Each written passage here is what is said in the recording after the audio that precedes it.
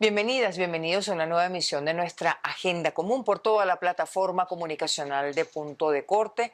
Hoy, lunes 14 de abril del año 2025, siempre con los derechos humanos como eje transversal y uno de esos derechos sobre el cual siempre volvemos en este espacio y en toda la plataforma Punto de Corte es el derecho a la participación política. José Gregorio, como siempre, un gusto.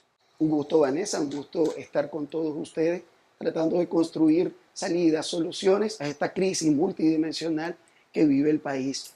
Y estamos en Semana Santa.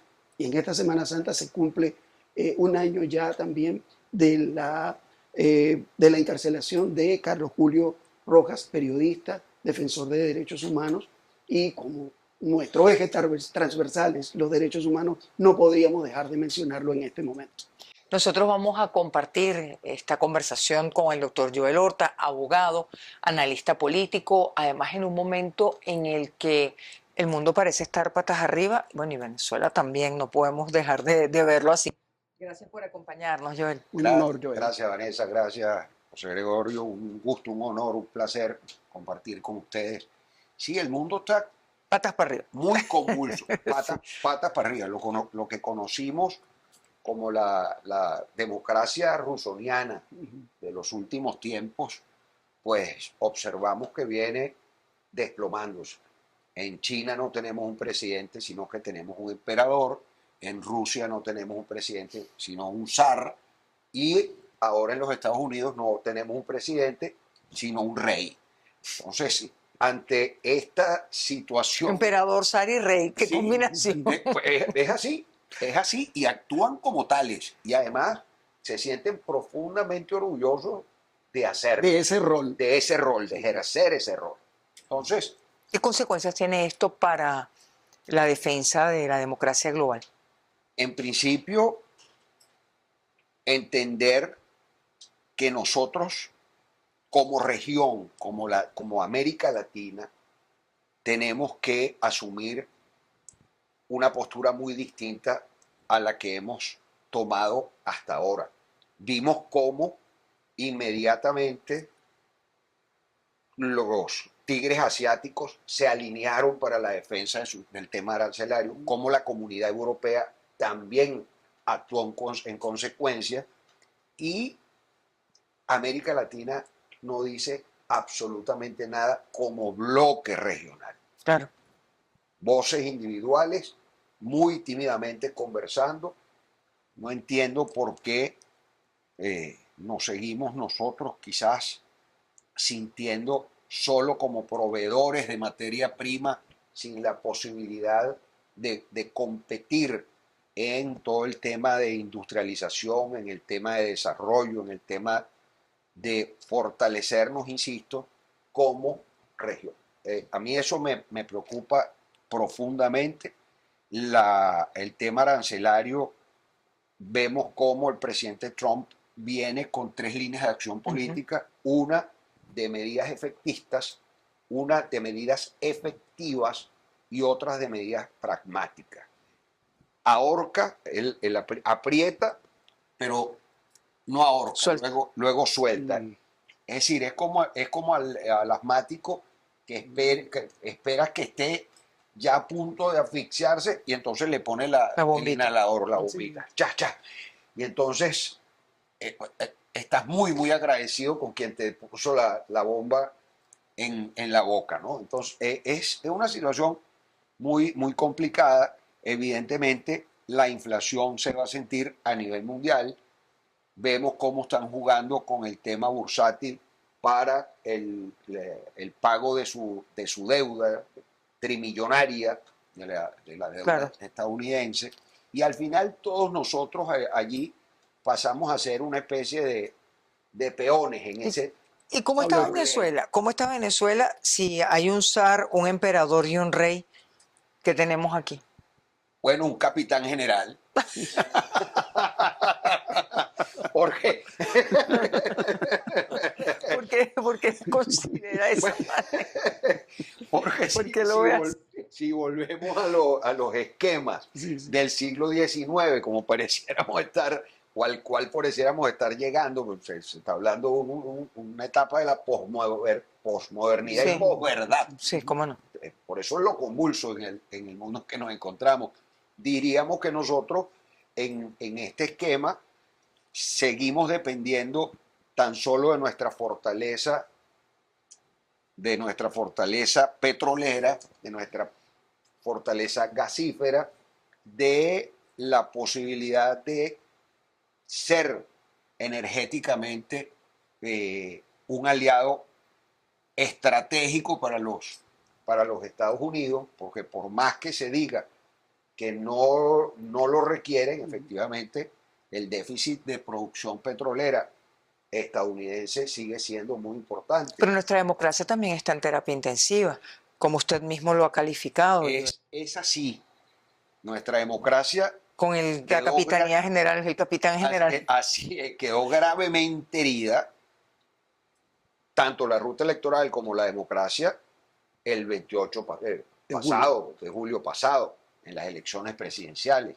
Y ese paciente, para poder lograr sacarlo de terapia intensiva, tenemos que solicitarle al gobierno que entienda que el sectarismo, que el manejo unilateral de las políticas para salir de la crisis profunda que vive Venezuela, no lo puede hacer solo, pero también hay que decirle a la oposición venezolana que es inviable que yendo separados permanentemente, confrontados permanentemente, se pueda jugar de manera equilibrada a una política racional en Venezuela.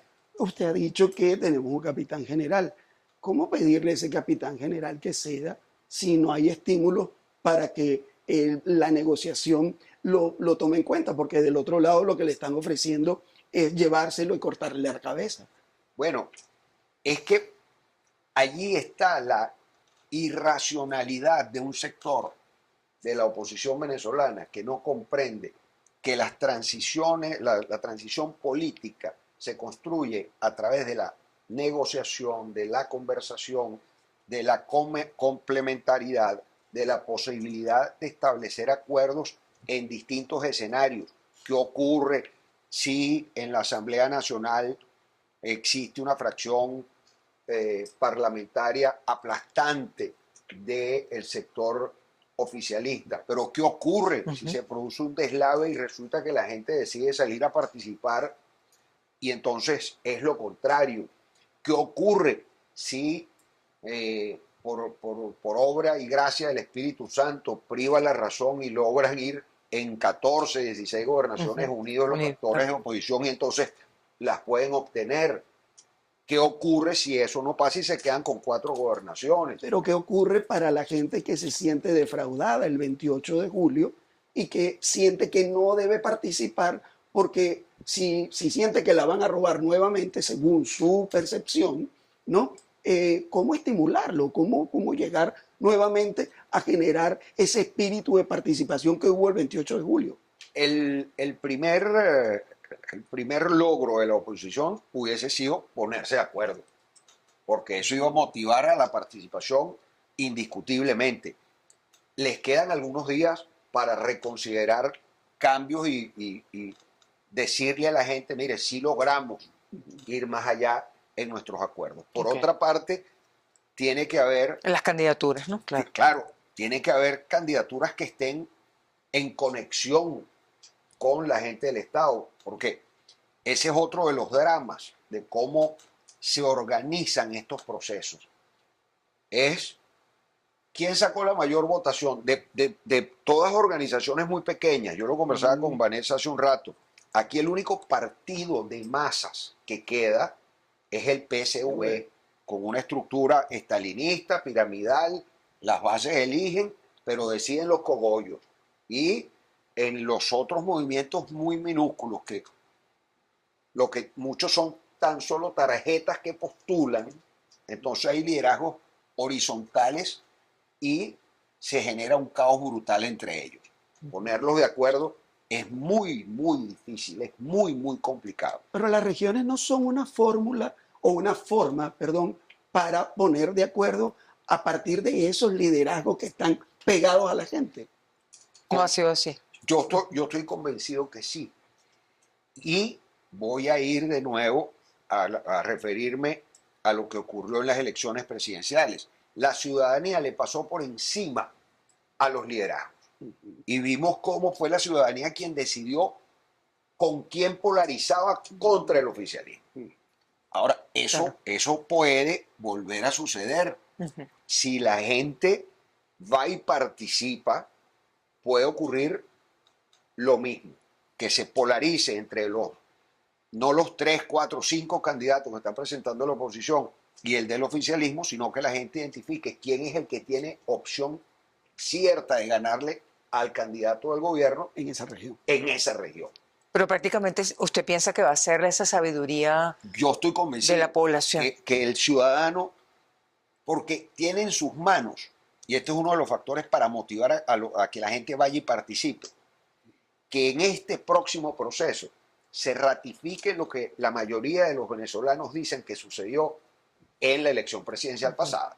Si aquí la oposición venezolana logra 200 parlamentarios, logra 18 gobernaciones, bueno, queda en evidencia lo que la mayoría de los venezolanos manifiesta que ocurrió. Sería ratificar en la asamblea, ratificar en las gobernaciones. Así es. Ese resultado es lo que usted ve. Y sería una oportunidad extraordinaria para entonces sentarse a conversar con el Ejecutivo Nacional de tú a tú, con respeto, con consideración, y no hacer o cometer los errores del 2015, que cuando se obtuvo aquella mayoría parlamentaria, en vez de hablar con el gobierno, se pateó al gobierno, se humilló al gobierno. Y el gobierno, como todo gobierno, se defendió y con fuerza. Y allí están los resultados de lo que ha venido sucediendo consecutivamente.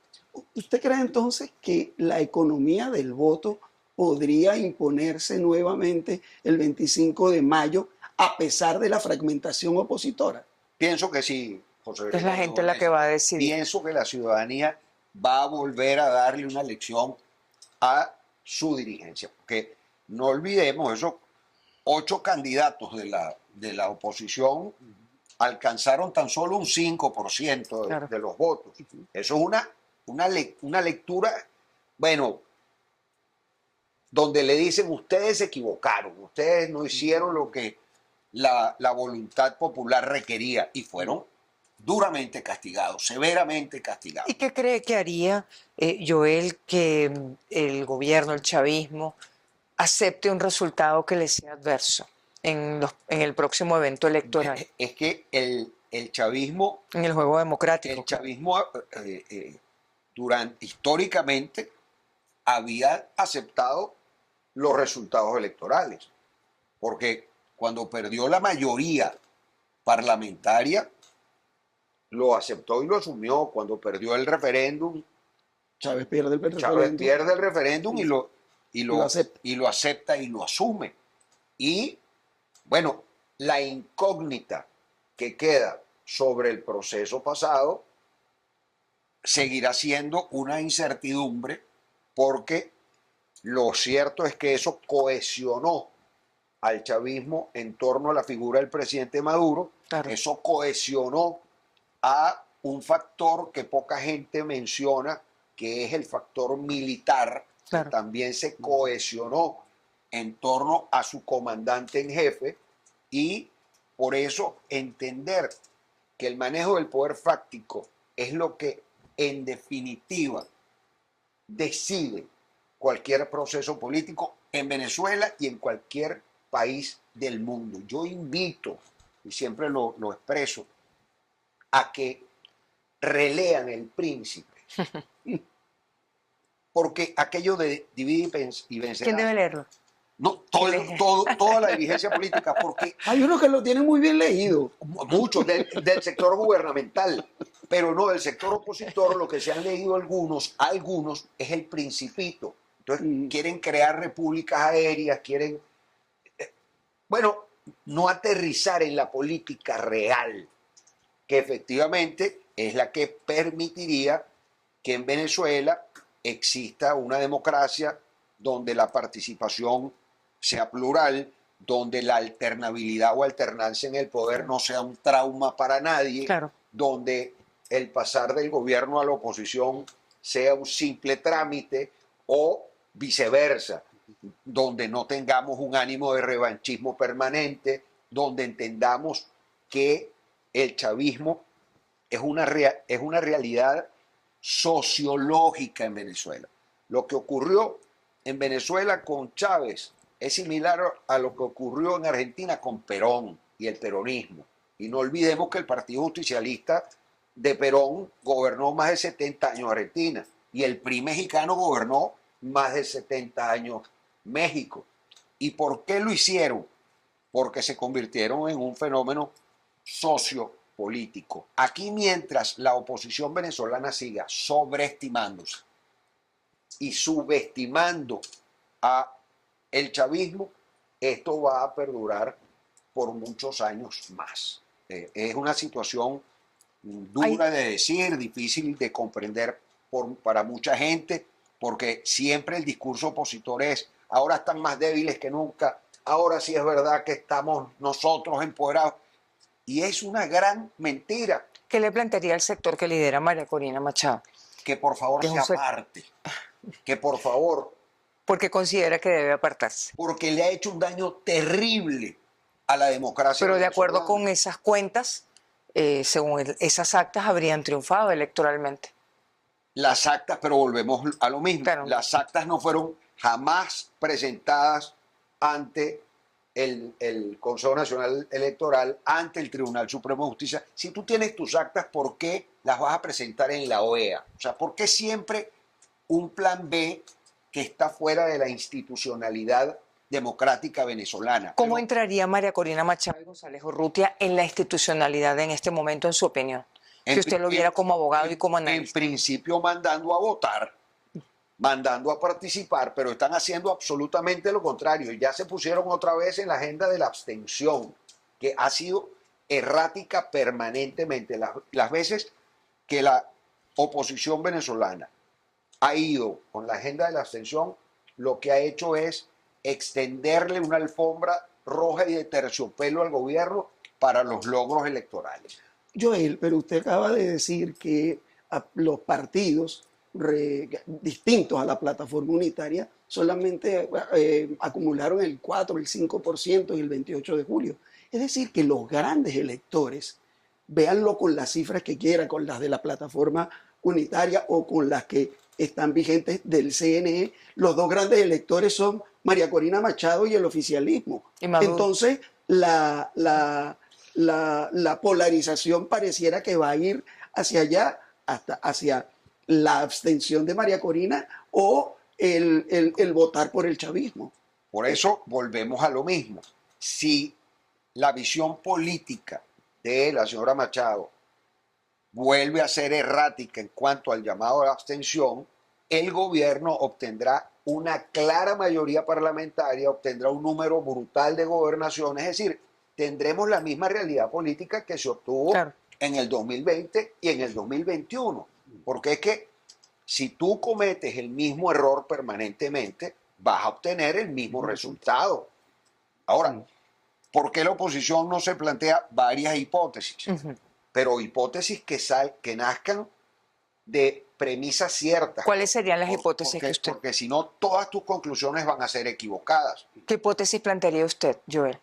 Una de ellas... Que rompan el esquema. Una de ellas es tratar de convencer a la señora Machado que la vía es la de la participación.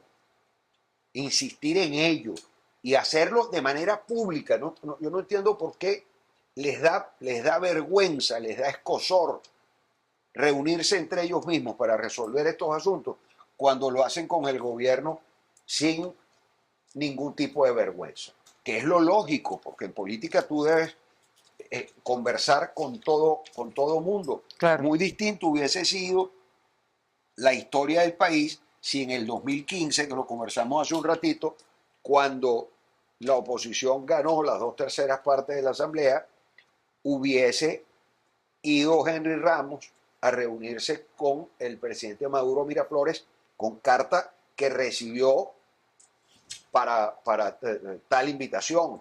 Y por no haber logrado la unanimidad de los factores que estaban allí para ir a esa reunión, no se fue a la reunión. Y luego sabemos lo que ocurrió con el fatídico discurso diciendo que en 6 meses salía, y luego el tema de Los cuadros del de los presidente cuadros, Chávez. los cuadros, y luego, bueno, la guinda del pastel, el bendito interinato. Entonces, Joel, usted dice, habla de varias hipótesis. Por ejemplo, conversar con María Corina Machado para que llame a participar. ¿Qué más? Dentro de esas otras hipótesis que usted vería de escenarios. Ok, otra es buscar construir desde hoy, en el tiempo que lo da el reglamento, el retirar algunas candidaturas, realizar algunas modificaciones que pueda,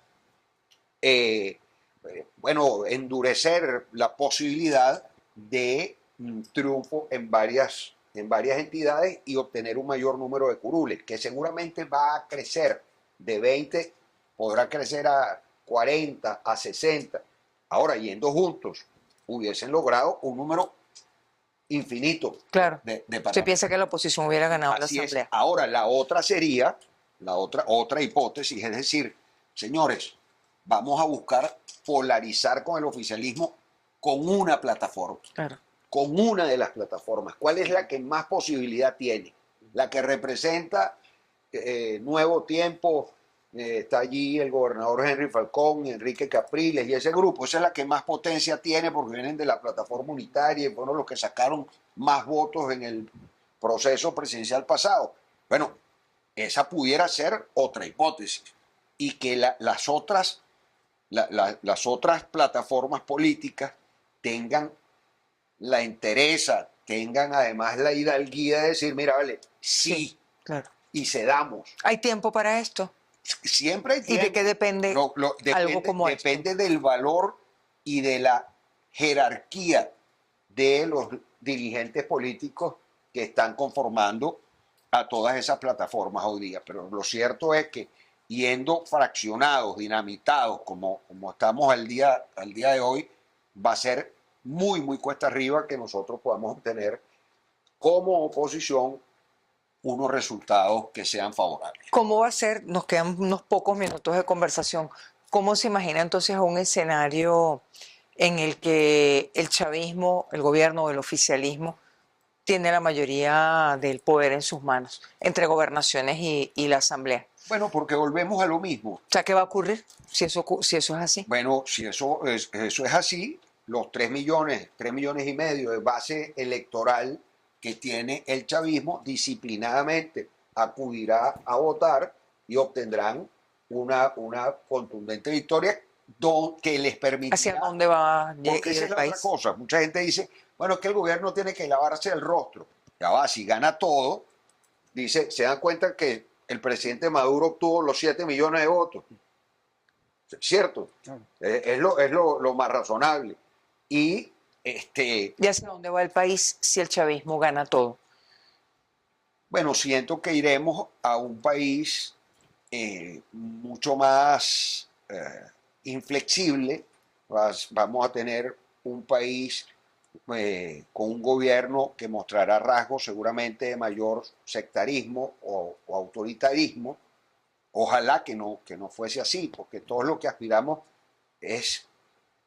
Yo siempre aspiré, después de esos resultados, un gobierno más bien de amplia base, de amplitud, de incorporación de factores, y que el gobierno demostrara, esa es otra manera del gobierno también lavarse el rostro, decir, no, yo estoy en una onda, eso no parece estar sucediendo o pasando por la mente del alto gobierno, no pareciera, pero bueno, muchas circunstancias que puedan hacer variar la opinión del Ejecutivo Nacional de el Poder Legislativo, que tiene una incidencia muy importante en las políticas nacionales, en el razonamiento de la Fuerza Armada Nacional y, por supuesto, de cómo la oposición pueda irse depurando. Yo creo que van a ser en Venezuela un nuevo factor de oposición. Después de lo que después- pase el 25 de mayo, cuando sean las elecciones. Es correcto. Y que esto que va a suceder sirva para que en los 3 o 4 meses, para cuando sean convocadas las elecciones municipales, la oposición trabaje con mucho mayor, diría yo, inteligencia. Joel, antes de finalizar, ¿qué rol quisiera jugar usted? Este que estoy jugando me parece que en el caso de No ustedes, quiere ser los candidato, no, la verdad que no. quiere mantenerse en el como caso está. de ustedes, los periodistas, siento que en las circunstancias que vive la República, este oficio de ustedes es importantísimo. Y en el caso de quienes buscamos a través de nuestros análisis opinar, no en la Cámara Legislativa, pero sí a través de los medios, nos convertimos en portavoces de lo que mucha gente quisiera decir y no puede decir. Entonces, bueno, ser una especie de parlamentario sin inmunidad. Y sin inmunidad muy grave. Cosa peligrosa por estos tiempos. En estos tiempos. Pero bueno, la política se tiene que ejercer con valor, con valentía. Esto no es un oficio como el de ustedes para los cobardes, definitivamente. No. Gracias, Joel. Gracias por acompañarnos. Muchísimas gracias, Joel. Un gusto haber podido sostener esta conversación. Nosotros despedimos esta conversación con el doctor Joel Horta, abogado, analista político, y también de esta manera finalizamos esta emisión de nuestra Agenda Común por este lunes 14 de abril del año 2025. Democracia herida y la esperanza de que se imponga la economía del voto el 25 de mayo. Nos quedamos con esos planteamientos Entre de otros. Joel Horta, entre otras muchas cosas. Con ustedes, amigos, hasta la próxima, tratando de conseguir esas soluciones a la crisis multidimensional que vive el país. Agradecemos como siempre todo el apoyo del equipo de la plataforma comunicacional de Punto de Corte, igualmente el respaldo de medios aliados como El Martillo y Doble Vía, y gracias a todas y todos ustedes por acompañarnos siempre en esta oportunidad y todas las por venir, todas las que vengan. Gracias por estar con nosotros y nos seguimos escuchando.